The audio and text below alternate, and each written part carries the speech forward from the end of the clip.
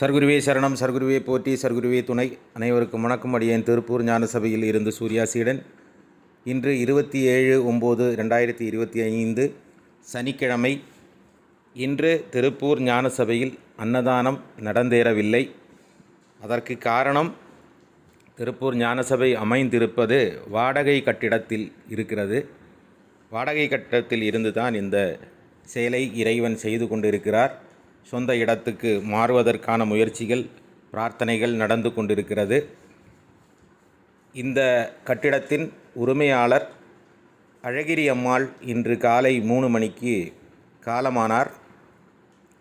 அந்த காரணத்தால் இன்று முதல் 29ஆம் தேதி வரை, திங்கட்கிழமை வரை அன்னதானம் நடைபெறாது.